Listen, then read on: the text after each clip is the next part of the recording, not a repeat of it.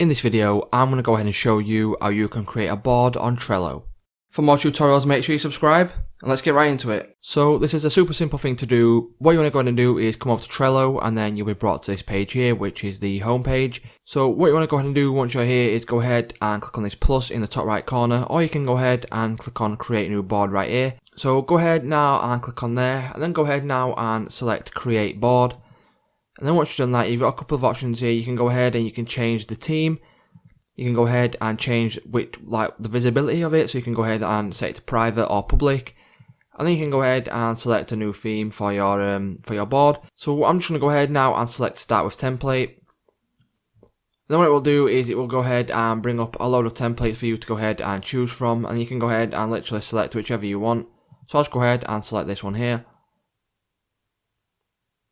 And then once you've done that, all you need to go ahead and do is select use template. And then go ahead now and click on create. And then as you can see now, my board has now been created. So it's just that simple, guys.